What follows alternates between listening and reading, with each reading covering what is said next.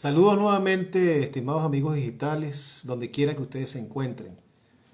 Estamos retomando la conexión, nos conectamos a las 8 de la noche y inmediatamente se nos cayó la conexión y hasta este momento pudimos retomarla. Les había dicho a los que me siguieron en ese momento que mi conversación de este momento es con el abogado y matemático Héctor Noel Pérez, con quien quiero revisar la situación país.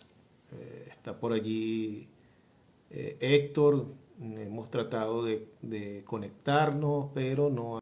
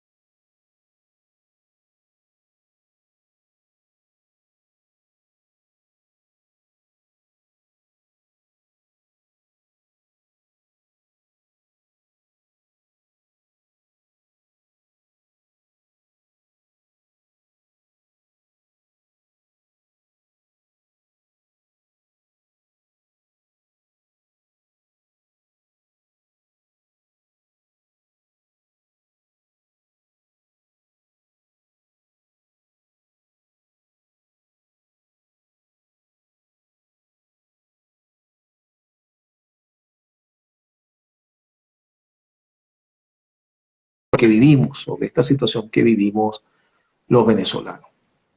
Repito,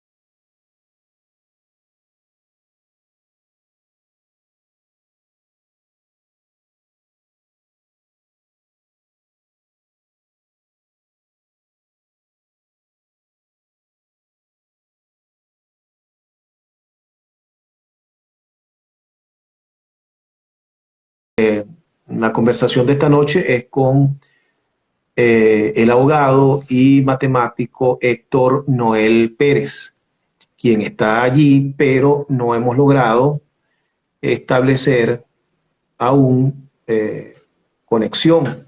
No nos ha podido, no hemos podido hacer conexión con Héctor, Héctor Noel.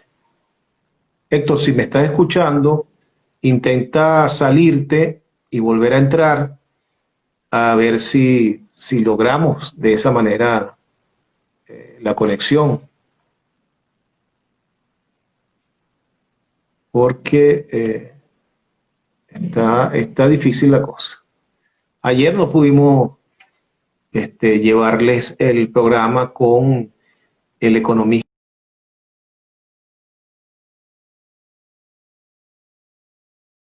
De sobrevivir en esta situación tan terrible.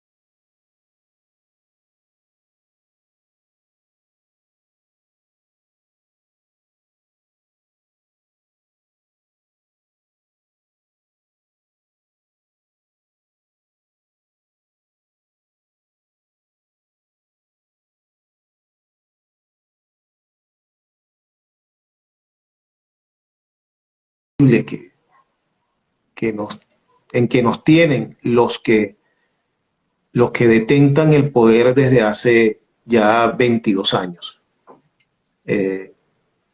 Y los venezolanos resistimos, tratamos, los que estamos aún en Venezuela, de salir adelante. Ya por aquí logramos conectarnos con Héctor. Héctor, ¿cómo estás? Saludos, José, ¿cómo estás? Bueno, logramos sortear las dificultades del internet. Vamos a ver hasta dónde podemos llegar. Sí, Dios quiera sea así. Bueno, le reitero, mi conversación es con el abogado y matemático Héctor Noel Pérez, y vamos a conversar precisamente sobre la situación país y los problemas que nos aquejan en este momento. Una de las cosas que en este instante, desde ayer, ha vuelto loca a las redes, a los laboratorios mediáticos, es lo relacionado al informe que ha presentado la ONU referente a la violación de los derechos humanos en Venezuela. Un informe muy extenso de 400 páginas, más de 400 páginas, que yo confieso no he leído, no he llegado ni a la mitad. He leído resumen de ese amplio, de ese extenso informe. Un informe demoledor realmente, un informe que desnuda, que deja al desnudo la realidad de un régimen, de un gobierno que ha hecho de la violación de los derechos humanos una política, de la represión una política. Me gustaría conocer tu opinión como abogado referente a este informe y sobre todo las consecuencias que puede traer este informe. Héctor.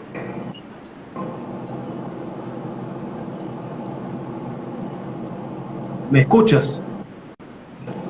Sí, por un momento se entrecortó, pero te escuché. Bueno, José, primero agradecer la oportunidad que me brindas de participar en este espacio, sobre todo donde han transitado tan grandes, digamos, académicos, expertos, analistas de distintos temas de interés nacional. Yo me siento como goleado, pero estamos para dar nuestra posición desde nuestra posición de sociedad civil y desde gremio profesional, para dar nuestra opinión también del país, por lo cual te agradezco. Entonces, claro, bueno, no, en todo caso el goleado soy yo, que soy simplemente un medio para que la gente en general conozca la opinión de ustedes. Aquí lo importante, y siempre lo digo, es lo que los invitados digan, y no hay, en este caso, para este espacio, para este programa y para mi persona, no hay invitados grandes, pequeños, importantes o no importantes. Todos los invitados de nosotros los tratamos con el mismo respeto, con el mismo cariño, y son tan importantes para nosotros, cualquier invitado que traigamos, como es el caso tuyo esta noche. Bueno, muchas gracias. Mira, José, en relación al informe de esta misión independiente, ¿no?, de observación de la Organización de las Naciones Unidas, yo creo que es importante hacer algunas consideraciones previas al respecto, ¿no? Tú recordarás hace algunos meses todo el ataque que recibió la alta comisionada de la Organización de las Naciones Unidas por parte de algunos sectores extremistas, pues, del país. Bueno, fue acusada de comunista, fue acusada de colaboracionista con este régimen. Se le dijo todo tipo de afrentas, pues, que sufrió esta persona, que lo que merece primero es un grande respeto, ¿no? Primero porque primero como persona, pero además porque llegó a ejercer la principal magistratura de su país en 2 ocasiones. Además tiene toda una experiencia en derechos humanos. Fue víctima, además, directa, porque su padre fue asesinado por el régimen de Pinochet. Entonces, a nadie se le podría pasar por la cabeza que una persona así pudiera estar parcializada con un régimen político. Solamente a sectores aventureros que sabemos en lo que siempre apuestan. Entonces, bueno, y no solo eso, sino que vino al país y se reunió con las víctimas. Escuchó a los presos, escuchó a las víctimas de represión. Estuvo aquí, pues estuvo en el sitio, como se dice. Es correcto, es correcto. Y por eso digo que, bueno, primero hay que hacerle un reconocimiento a esta alta comisionada, Michelle Bachelet. Nosotros, que siempre confiamos en que ella iba a hacer un trabajo independiente, nunca dudamos. Para nosotros, bueno, es gratificante ver también ese resultado, ¿no?, de ese informe. Pero te hacía el comentario porque hay muchos que hoy se rasgan la vestidura y se atribuyen méritos ajenos, ¿no?, sobre el informe. Dicen que es por el trabajo que ellos hicieron y por la presión, cuando desde un principio lo que hicieron fue, digamos, arremeter contra la magistratura de esta alta comisionada. Bueno, otra cosa del informe que quería comentar es que no debe caernos por sorpresa, ¿no? Porque también hay otras personas que se están aferrando al informe para levantar nuevamente la bandera de la abstención, ¿no? El informe no tiene que caernos por sorpresa. Los que vivimos en Venezuela y hemos conocido los hechos notorios y públicos, no solamente los hechos, sino también hemos tenido a lo mejor familiares perseguidos, víctimas perseguidas, conocemos, pues, que en Venezuela no existe un Estado de Derecho. Es una de las principales conclusiones que emite el informe. El informe empieza diciendo que a partir del año 2014 se produce una ruptura gradual del Estado de Derecho, ¿no? Es una de las principales conclusiones. Sí, es como el punto central del informe, el que resume en general el contenido del informe. Es correcto, es el punto de quiebre. No quiere decir que anterior al año 2014 no haya habido, digamos, violaciones de derechos humanos ni casos que se puedan denunciar, pero bueno, reconoce ese como el punto de quiebre a partir del cual vino un desmedro total en lo que es el Estado de Derecho, pues. Bueno, casos ya, el informe señala, bueno, hechos que son para muchos sensibles, pero bueno, como te decía, no son sorpresivos. Las detenciones arbitrarias que se producen en el país sin ningún tipo de orden judicial, el hecho de que se mantengan las personas incomunicadas una vez se procede a la detención. Sabes que la Constitución establece que dentro de las 48 horas de una detención, la persona tiene que ser presentada ante los tribunales de control, pues. Aquí el informe, bueno, señala lo que ya conocemos, que pasan días, semanas, incluso a veces hasta meses incomunicados. Los familiares desconocen el paradero de las personas. Pero bueno, también las prácticas más aberrantes, ¿no?, como son las violaciones ya en derechos humanos, lo que le llaman las torturas, tratos crueles. Ahí ellos destacan algunos hechos bien preocupantes. Por ejemplo, es muy crudo, es muy crudo el informe, es muy detallado, muy crudo. De verdad que leerlo, bueno, hace mella en uno, ¿no? Y fíjate, Sí, el caso que creo que solamente en Venezuela se presenta, que es que hay presos que tienen boleta de excarcelación y no simplemente no les dan la libertad y han pasado hasta 2 años o más con boleta de excarcelación y no le dan la libertad. es así. Sí, son casos, como tú lo dices, son casos insólitos en el mundo, pues. Un tribunal determina pues, que esa persona tiene que ser escarcelada digamos, los órganos de policía desatienden por completo esa orden. Ahí la ley la asumen ellos como ley, entonces es bastante preocupante, ¿no? Señala, fíjate, algo muy particular que yo quería destacar de este tema de las violaciones a los derechos humanos es también la doble moral con lo que ha sido la bandera de esta revolución, ¿no? Recuerda que esta revolución levantó la bandera del respeto a los derechos humanos, condenaba la violación de los derechos humanos en los otros países, especialmente en Estados Unidos también, pero al final terminaron convirtiéndose en aquello que denunciaban. No sé Ujú. si tú recordarás, hace algunos años atrás el Departamento de Estado de los Estados Unidos también emitió un informe bastante amplio, yo diría que incluso más Ujú. amplio que ¿no? Sobre todo Ujú. las violaciones a los derechos humanos que se producen en la isla de Guantánamo por la CIA y estas mismas prácticas que ellos señalaron allí, bueno, el gobierno acá en Venezuela las emuló. Entonces, Ujú. es esta doble moral, ¿no? Después de haber levantado durante tantos años esa bandera del imperialismo como violador de derechos humanos, resulta que en revolución ellos llegaron al mismo camino, ¿no?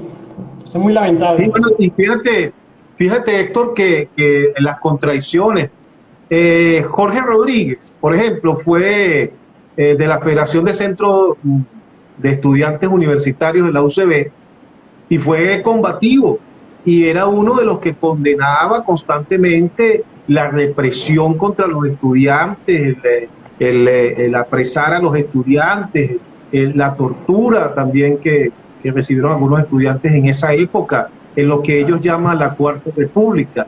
Y a su vez, su papá fue asesinado en los sótanos de la DICIT, de esa policía represiva en ese entonces. Sin embargo, quienes los asesinos del papá de Jorge Rodríguez fueron juzgados Es así. como debe ser conforme a la ley.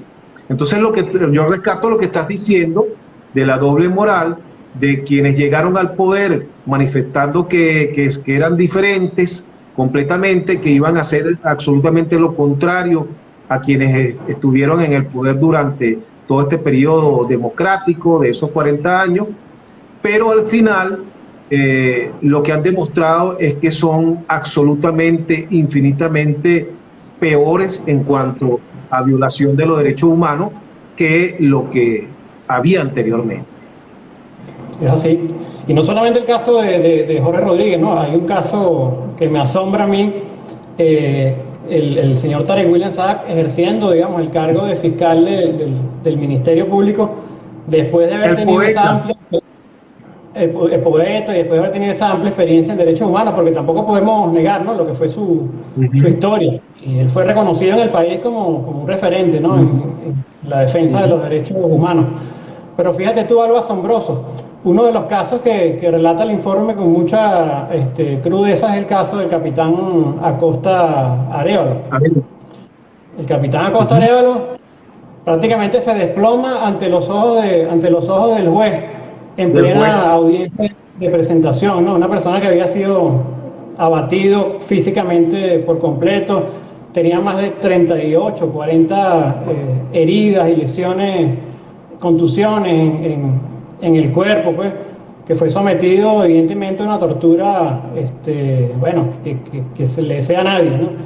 Entonces, este caso que es grotesco y que es el que es un símbolo, digamos, de los más grandes que hay, cuando el señor Tarek William Saab, es evidente que ya no puede digamos, ocultar que se produjeron este tipo de situaciones, se ve obligado, digamos, a acusar, y la acusación que utiliza desde la Fiscalía califica el hecho como un homicidio preterintencional.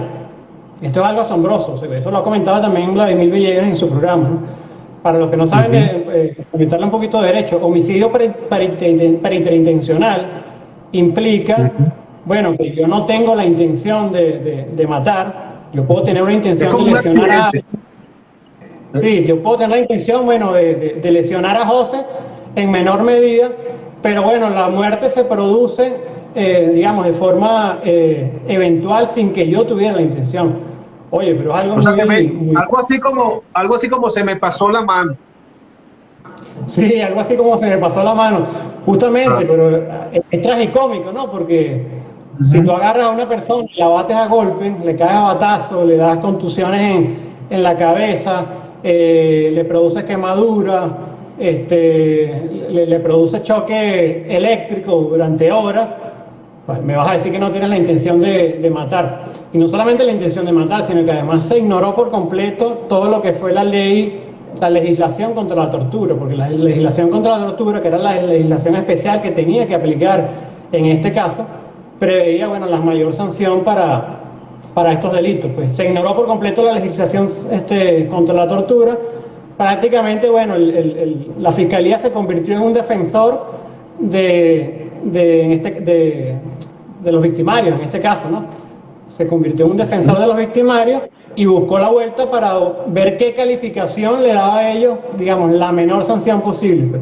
Pero bueno, fue un caso muy grotesco, por eso digo que no se puede tapar el sol. Yo veo muchas personas afines todavía al gobierno revolucionario, como lo llaman, o afines a la izquierda, que buscan tapar el sol y decir que bueno, que la comisión de la ONU se excedió en sus calificaciones. No, porque a lo mejor el gobierno pudiera a lo mejor descalificar un hecho puntual, pudiera decir en un determinado hecho, mira, aquí la ONU sobredimensionó, aquí no se hicieron las indagaciones correctas, pero cuando tienes una lluvia de indicios, cuando tienes evidencias en exceso, ¿cómo lo ocultas? Pues eso es como que tú lances un juego de piezas, de un rompecabezas al aire, y le pidas a una persona que las ataje todas, que ataje las 200 piezas en el aire. Es imposible. Entonces, por eso es que es imposible que el gobierno pudiera tapar. Fíjate, lo más alarmante de esto, Héctor, es que, o sea, y la pregunta que nos hacemos es, ¿esto es una política de Estado? Estas acciones de asesinatos, de represión, de tortura, ¿es una política de Estado? Bueno, en base a las conclusiones que emite este informe, no queda duda de que efectivamente se trata de una política sistemática de Estado. Es decir, claro, yo no puedo asegurar, y el informe tampoco puede asegurar que Nicolás Maduro dio la orden, ¿no? Que hay que ser bastante, digamos, responsable. Pero sí se determinó que había altos funcionarios del Estado, es decir, no se trataba de actuaciones aisladas de funcionarios menores, ¿no? Estaban comprometidos, digamos, funcionarios de alta jerarquía en los distintos organismos policiales, pues, bien sea por acción o por omisión, porque en estos casos, bueno, aunque no eran ellos los que daban la orden, daban carta libre para que se produjeran este tipo de actuaciones.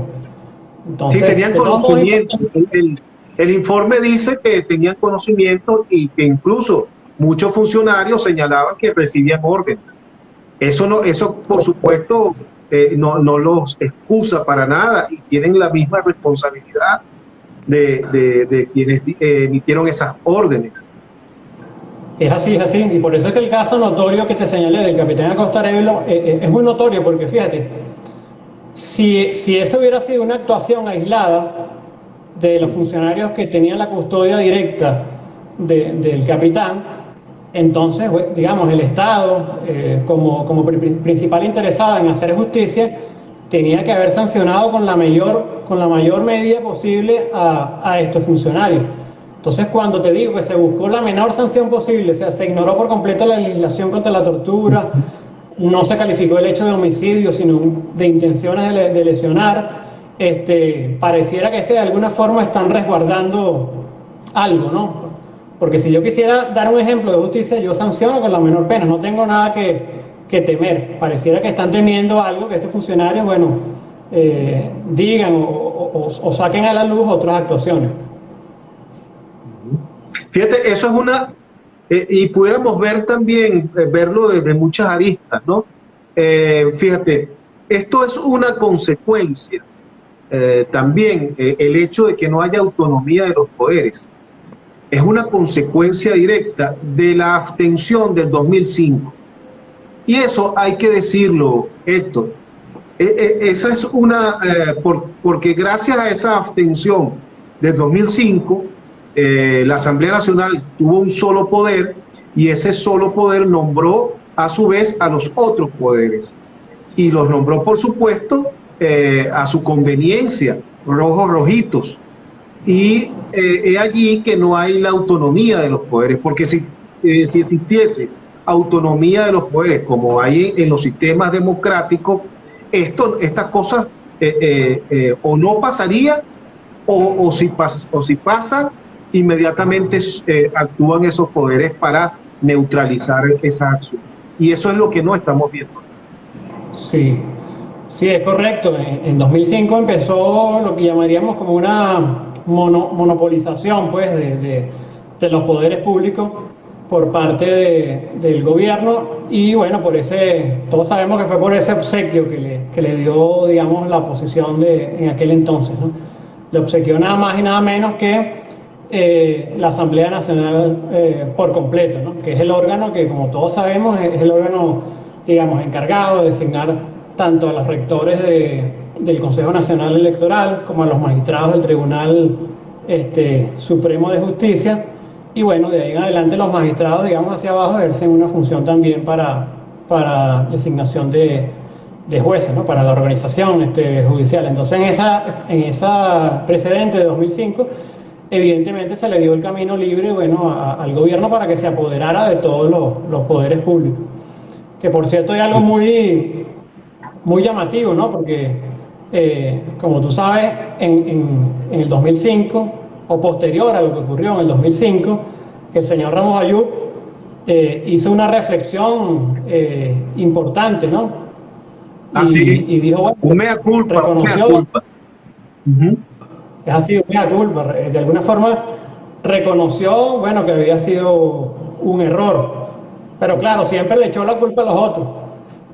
Tú recordarás que él dijo que los medios de comunicación, principalmente Rabel y otros medios de comunicación, los habían sentados a ellos como coordinadores políticos en una mesa, les mostraron las encuestas y le decían, según esas encuestas, la gente no quería participar, el porcentaje de participación iba a ser muy baja, la gente no quería saber nada de política. Entonces le mostraron este escenario y en base a ese escenario ellos pensaban que iba a quedar deslegitimada pues esta asamblea. No sé cuáles eran las expectativas, no sé si es que a ellos se les pasó por la cabeza que entonces el gobierno, como es un gobierno, digamos, bueno, sensato, que se pone en el papel del otro, iba a decir, bueno, como ustedes no participan, entonces yo tampoco voy a participar. O sea, es una locura, ¿no? Sabemos que un gobierno que tiene sed de poder, que tiene sed de apoderarse de todo el sistema, le va a parecer poca cosa o le interesa en absoluto que el otro se abstenga, ¿no? Más bien le conviene. Es importante aclarar una cosa. Nosotros no estamos, en este caso, no estamos diciendo que esta situación de violación de derechos humanos que hace el gobierno de Nicolás Maduro es culpa de la oposición porque en el 2005 se abstuvo. No, eso no es lo que estamos diciendo, porque como aquí se manipula tanto lo que uno dice y lo sacan de contexto, eso no es lo que estamos diciendo. Estamos diciendo es que una de las consecuencias de esa abstención de 2005 fue que los poderes que conforman el Estado no tuviesen autonomía. No tuviesen autonomía porque fueron nombrados desde entonces por los que están en el poder, por el chavismo. Eso es lo que estamos diciendo. No vayan a tergiversar lo que nosotros estamos expresando. No, no, por completo, y te agradezco que lo aclares, porque hay mucha, ¿no?, la información. Fíjate, nosotros Sí. no, aquí es importante cuando una persona condena las violaciones a los derechos humanos, tiene que hacerlo de forma indubitable, es decir, Ujú. sin contradicciones, sin doble moral, porque hay algunos afines a la izquierda que condenan los derechos humanos en Colombia, las violaciones en Colombia, condenan las violaciones que se han producido en Estados Unidos, ¿no?, con los casos, este, lo que llaman las personas de negros o de color que han sido Ujú. asesinadas sin ninguna razón, pero luego cuando es aguas adentro, como ellos están, digamos, simpatizando con el gobierno, entonces se hacen los locos y los sordos, ¿no?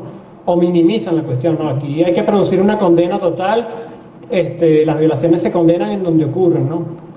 Y por eso te hice la comparación al principio de que el gobierno venezolano, después de haber condenado por mucho tiempo las violaciones de Estados Unidos, entonces pareciera haber emulado esos métodos y esas prácticas, porque las prácticas que se destacan en el informe, si tú revisas el informe también del Departamento de Estado hace unos años sobre los casos de Guantánamo, oye, hay similitudes bastante importantes, ¿sí? Sí, Claro, sí. algunos pudieran decir, bueno, pero es que allá estaban persiguiendo terroristas, personas, digamos, que habían detonado bombas en países, y aquí están persiguiendo, hay persecuciones políticas, sí, eso es muy válido, pero ¿quién determina si alguien es terrorista o no, si no ha pasado por un proceso judicial? Que eso es lo importante, ¿no? De Claro, todos modos, y en esa arremetida siempre hay inocentes por allí que cobran en esas arremetidas. Así como pasa con el FAES, cuando entra con la OLP, cuando estaban las OLP, que entraban a los barrios buscando a delincuentes, y en ese buscar de delincuentes cobraba más de un inocente que tenía el infortunio de atravesarse por allí. Entonces, no es justificación, como tú lo estás diciendo, el hecho de que, bueno, eran terroristas o delincuentes. No, los derechos humanos precisamente son, lo dice, derechos humanos. Y cuando dice derechos humanos es a todos, independientemente de las cosas nocivas que haya hecho esa persona. Todos tienen, incluso, fíjate, después de la Segunda Guerra Mundial, no fue que agarraron y mandaron a fusilar a todos los militares de Hitler, a todos los nazis, ¿no? Se les hizo su respectivo juicio, presentando pruebas, y ellos pudieron defenderse, y en algunos casos incluso salieron sobreseídos a algunos de ellos. sí, de hecho, un número significativo de ellos fueron sobreseídos. Es decir, Ujú. probablemente incluso la mayoría de los que fueron sometidos a juicio fueron sobreseídos. Digamos que los Ujú. condenados son casos más determinados. Pero sí, es como lo comenta, o sea, las violaciones a los derechos humanos tienen que sancionarse en cualquier parte del mundo. Ahora, Fíjate, entrando también, sí, no, sí, dime. no, no, quería también destacar que, digamos, estas violaciones lo que tienen que ser es una razón más para nosotros, o para la población venezolana, de asumir el desafío de que quienes están hoy al mando del gobierno, oye, salgan del poder, y no por Ujú. medios violentos. No se puede pagar con la misma moneda, es decir, la violencia siempre va a traer más violencia, pues, sino que tiene que ser a través de medios pacíficos, a través de los medios que están, digamos, dispuestos en la Constitución. Entonces uno a veces ve Es personas que... importante, en función de lo que estás diciendo, Héctor, fíjate, es importante porque los mismos personajes de siempre, que se han hecho expertos en crear falsas expectativas que terminan siempre en frustración.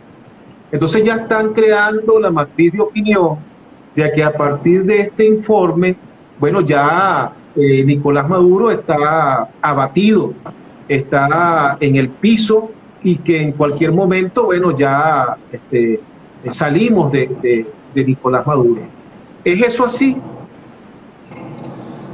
Mira, no hay nada que nos gustaría más que eso fuese así, ¿no? Ojalá eso fuese así, yo creo que estaríamos, digamos, celebrando, ¿no?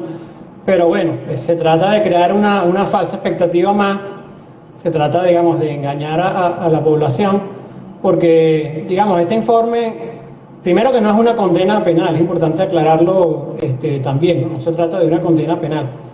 El informe habla de motivos suficientemente razonables. Por supuesto que hay motivos abundantes, razonables, digamos, hay cosas que son muy evidentes. La judicialización del sistema político es evidente, pues cómo se anuló por completo la Asamblea Nacional bajo un artilugio jurídico del desacato, pues algo que no existe en el mundo jurídico, ¿no? Porque el desacato puede haber desacato de una persona, de un individuo, que desacate una sentencia que le ordene pues hacer una determinada actuación, pero tú no puedes nombrar un desacato generalizado a una institución como es la Asamblea. Bueno, el nacimiento de esta Asamblea Nacional Constituyente, sin consultarle a la población, violando todo el marco constitucional. Hay cosas que son digamos, muy evidentes. Lo cierto es que, como te decía, estas son razones que tienen que llevarnos a nosotros a retomar, digamos, la lucha democrática. Y haciendo el caso que tú comentabas, ¿no? Algunos que se aferran a eso, a decir que como este es un gobierno, digamos, autoritarista, dictador, entonces tenemos que abandonar el camino electoral y el camino político. Y yo estuve repasando hace poco, justamente en el contexto de esta entrevista, uno tiene que también prepararse, pues, y estuve repasando el caso de Chile, y el caso de Chile es bien significativo, porque ellos atravesaron básicamente todo lo que hemos atravesado nosotros. Pues ellos también se les presentó años. Ellos tuvieron menos tiempo, tuvieron 18 años, pero pasaron, yo creo que sí, tantas cosas como nosotros, pero a nivel de represión, bueno, hasta este informe, la represión de Pinochet fue una cosa salvaje, pero absolutamente salvaje. La cantidad de asesinatos, de desaparecidos, se cuentan por miles, ¿no? Sí, bueno, y es importante que tú mencionas, porque son, digamos, ellos fueron 18 años, pero 18 años de principio a fin. Nada más al día siguiente que Pinochet toma el poder, se produce una masacre de decenas de estudiantes en el estadio de Chile, ¿no? Que entre ellos un cantautor muy reconocido como Víctor Jara.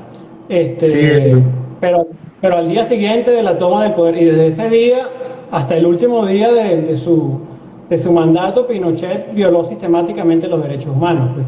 Aquí en Venezuela se ha mencionado, bueno, que estamos en 20 años en una dictadura, pues. A mí me gusta también poner las cosas en su contexto, o sea, porque creo que eso también ayuda a sincerar el escenario político, pues. Yo no creo que desde el día cero esto haya sido una dictadura. Es decir, una vez que Chávez tomó el poder, no fue que al día siguiente produjo detenciones arbitrarias, produjo violaciones a los derechos humanos. Esto progresivamente se fue convirtiendo en un gobierno autoritario, pues. Pero fue, digamos, un gobierno que en su momento contó con el respaldo de la mayoría del país. Pues. Y eso es importante reconocerlo porque también, digamos, hay que reconocer que hay un sector, pues, que tiene que ser también, digamos, reconocido en el medio de la lucha política. Pero entonces yo te comentaba el caso de Chile porque a ellos se les presentó los mismos dilemas, pues. Ellos por mucho tiempo asumieron la lucha violenta, métodos de lucha violenta, crearon organizaciones para combatir a Pinochet, incluso tuvieron su Operación Gedeón, por llamarla de alguna forma, ¿no? No, y había exactamente una división muy parecida en los sectores de la oposición chilena a la que se ve aquí. Es correcto. Y te digo que tuvieron su operación Gedeón porque hubo un atentado contra Pinochet, Sí. una caravana donde transitaba Pinochet. Frustrado, sí, De hecho, estaba frustrado. de hecho murieron varios de los, digamos, de los guardias, de los guardaespaldas de Pinochet en esa caravana. Bueno, Pinochet se salvó allí, ¿no? Se produjo heridas, pero se salvó. Pero lo cierto es que ¿qué dejó esa represión? O sea, esa violencia causó una espiral de más violencia, porque entonces Pinochet, digamos, contraatacó con mayor violencia. Entonces ellos pasaron por todo este proceso hasta el punto que tuvieron que entender que la violencia no servía como método político, pues tuvieron que canalizarlo, pues. Pero pasaron por todo esto, al punto que entendieron que, mira, que por medio de la violencia no iban a poder derrotar a un gobierno dictatorial que tenía el control absoluto de las armas, que tenía el control absoluto de las fuerzas armadas, era imposible. Pues. Entonces, es lo que se llama la inteligencia política, José, que hoy está escaseando en muchos de los pseudo llamados líderes.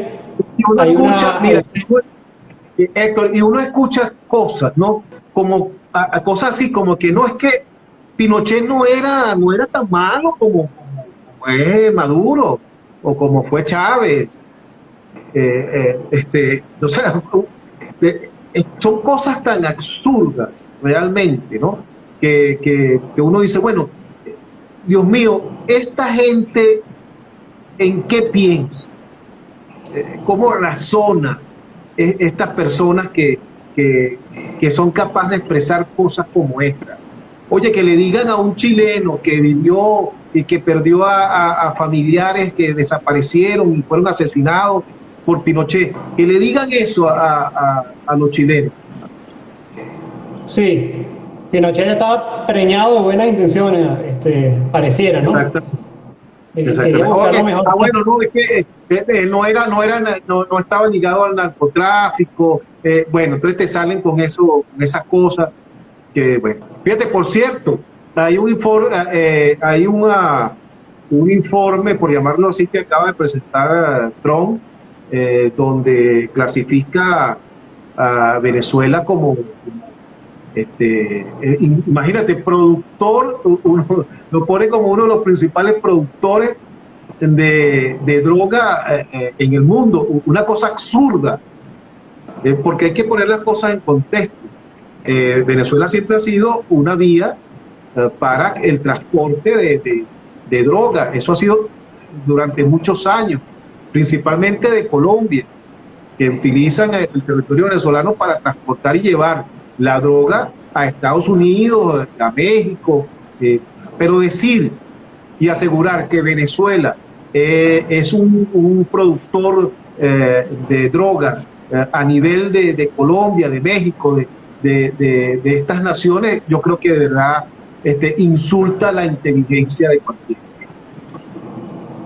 Sí, yo creo que a veces raya, digamos, en la exageración justamente para justificar el plan pues, que está diseñado, que no es otro, digamos, que abandonar por completo lo que puede ser la organización electoral, la organización pacífica, ¿no?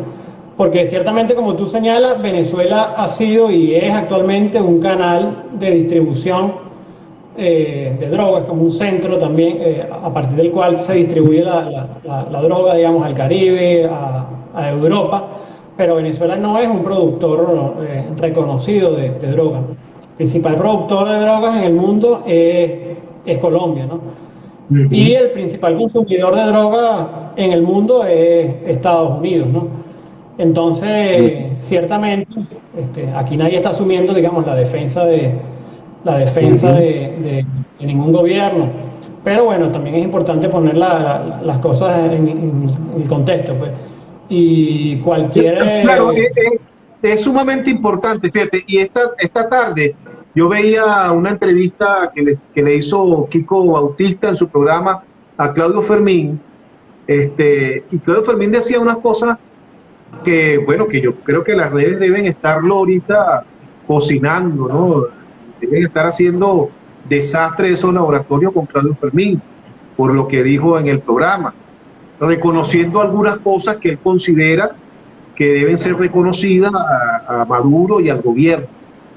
De lo que se trata, pienso yo, Héctor, es de que si uno no hace un análisis lo más cerca de la objetividad posible sobre el contexto que nos rodea, entonces esos análisis no están bien hechos. Porque los análisis no se pueden hacer desde lo emocional. No, simplemente todo lo que haga el gobierno es absolutamente malo y nadie puede, y todo el que se atreva a decir que hay algo que no le parece que sea malo, entonces es un colaboracionista y hay que condenarlo. O sea, la política no puede manejarse de esa manera. Sí, sí, es correcto y por eso quiero recalcar, ¿no? Este gobierno es un gobierno ineficiente, un gobierno que el 99,9%, digamos, de las medidas que ha tomado para contrarrestar los problemas económicos han fracasado, un gobierno que ha fracasado también en materia de seguridad y bueno, en materia de derechos humanos no tiene tampoco nada que mostrar, pues. No, ahí tiene 0-0. Ahí está, ahí tiene 0-0, ahí está raspado, pero por completo. Entonces creo que son suficientes calificaciones para no tener que añadir otras calificaciones a veces, digamos, sobredimensionadas o especulativas. Por ejemplo, yo te voy a poner un ejemplo hoy, que a veces es como tú dices, juegan con la inteligencia de las personas, pues.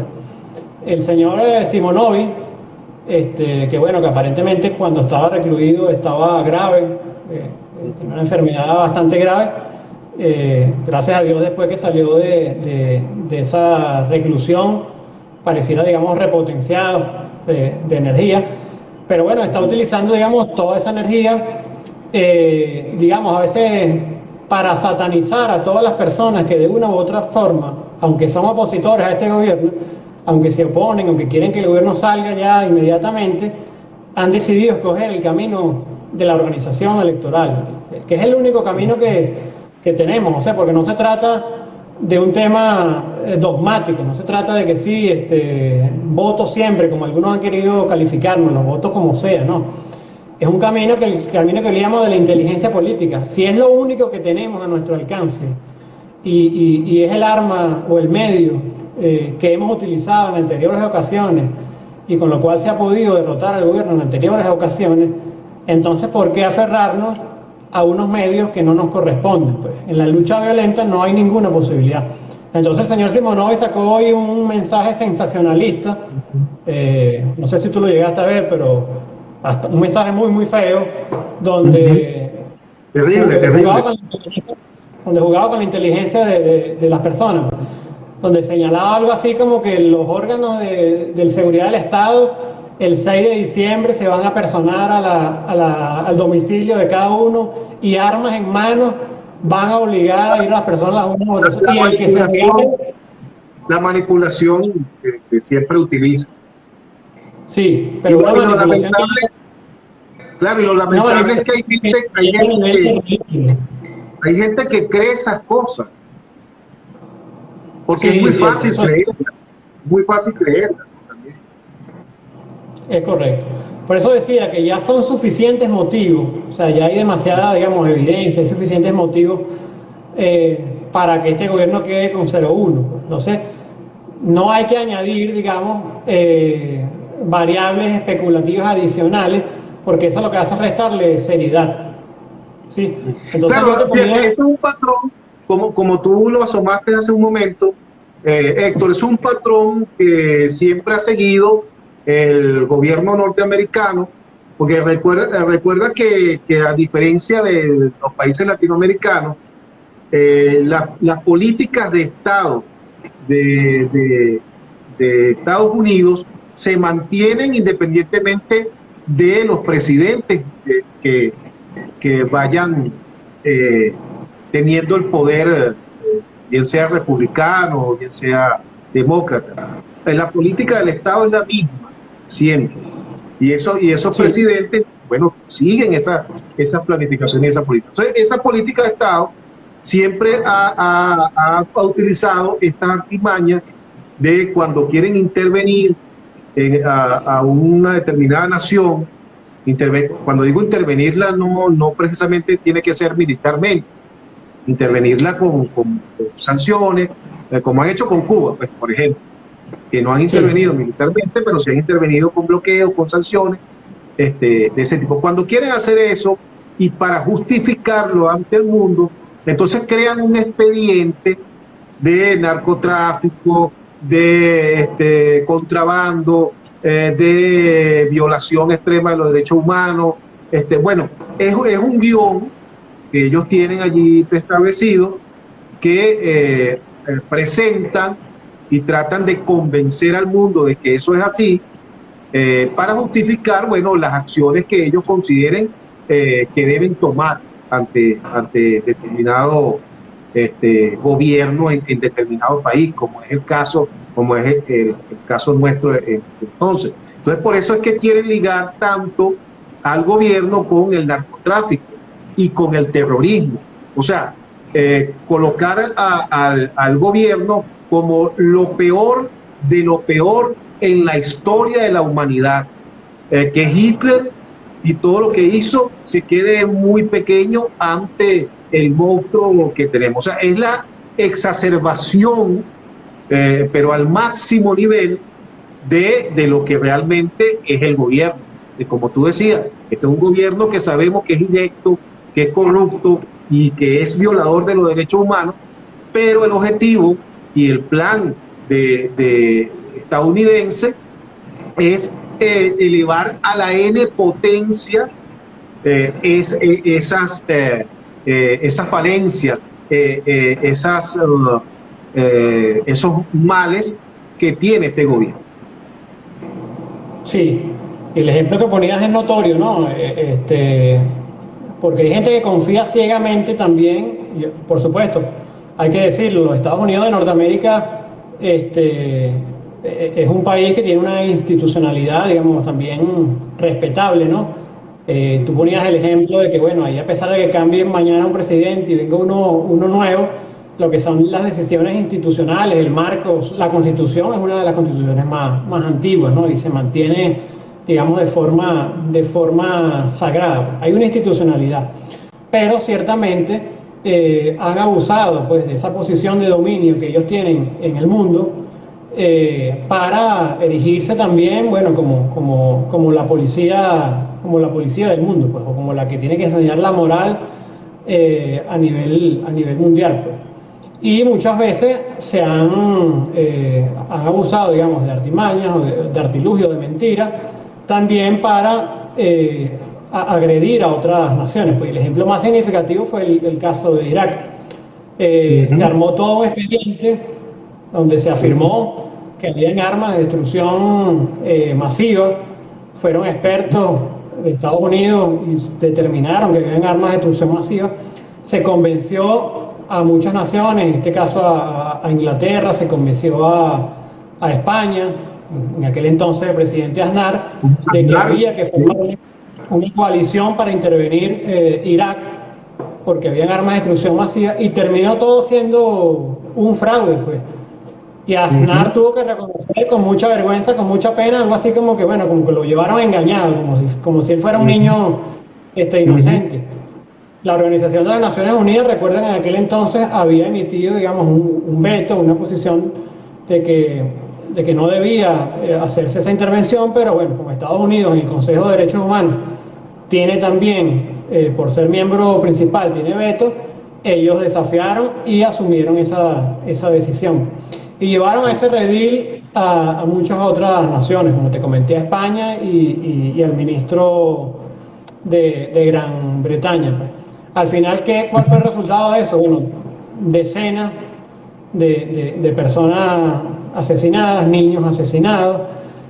Sí, ciertamente el régimen de Irak, de Hussein, que tenía que salir indefectiblemente, pero con un costo altísimo y con el desorden, porque todos hoy conocemos cuál es la situación en el Medio Oriente.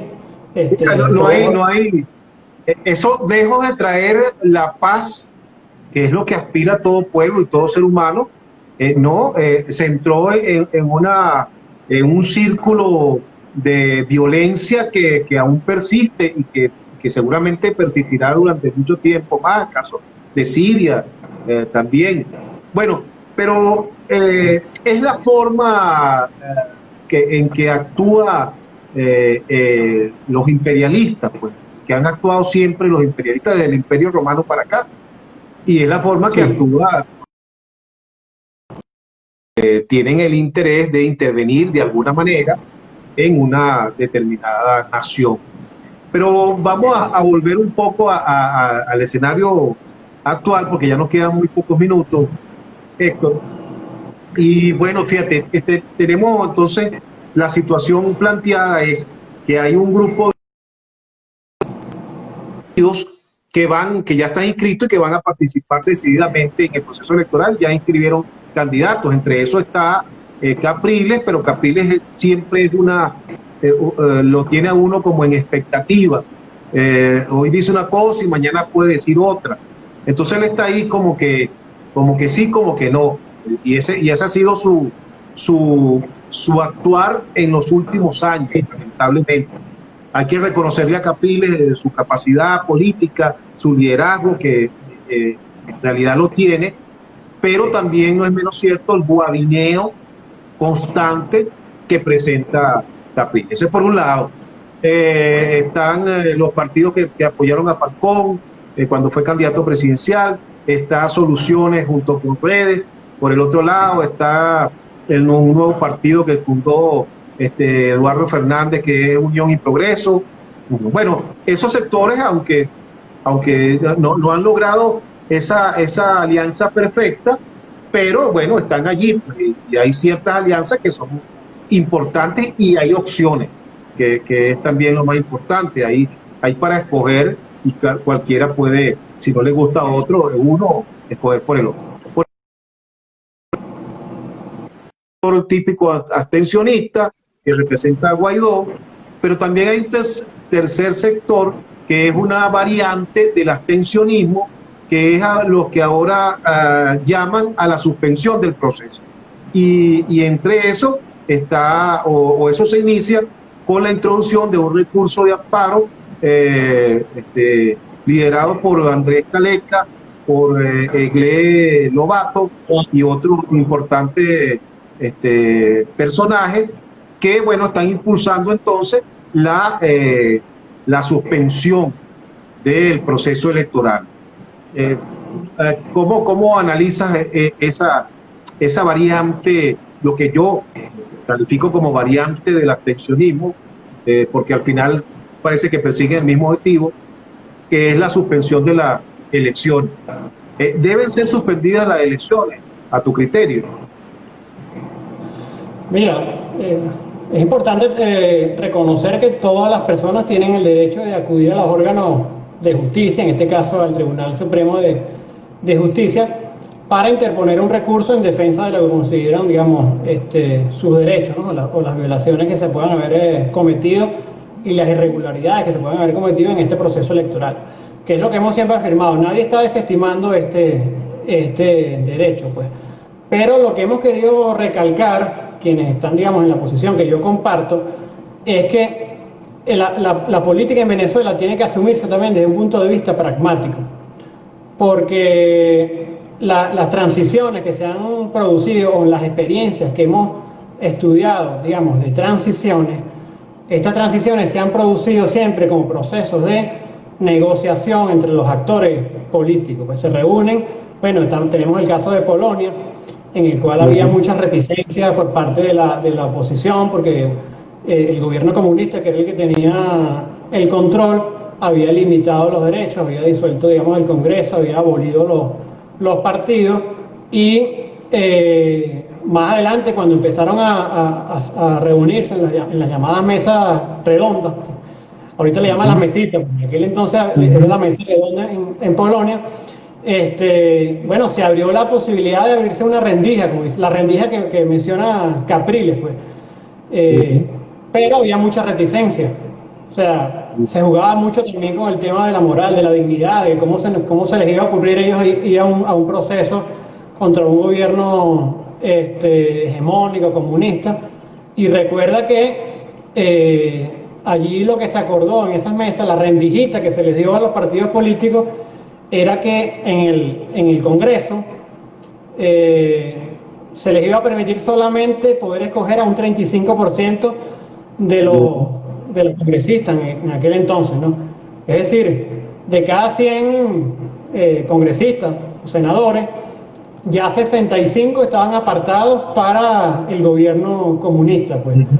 Y la oposición solamente tenía derecho para poder optar a esos 35. Cualquiera pudiera haber dicho, no, ustedes están locos, en esas condiciones nosotros no vamos a ir a un proceso, nos están ofendiendo, eso es una ofensa contra nuestro derecho político. Oye, pero estás enfrentándote a un gobierno autoritario, entonces uno cae también en unos dilemas irrisorios, porque hay gente que se está enfrentando a un gobierno autoritario, pero tiene las expectativas de que el gobierno autoritario actúe como una democracia perfecta y de unas condiciones como existen en Suiza, como pueden existir en varios países de Europa, y se aferran hasta que no tengan esas condiciones ideales, entonces no existen motivos para ir a participar. Entonces, yo creo que el grupo que está promoviendo el amparo tiene su legítimo derecho de accionar, pero lo que yo he dicho es que una cosa es el amparo en sí, el recurso en sí, y otra cosa es el discurso que acompaña, ¿no? El discurso continuado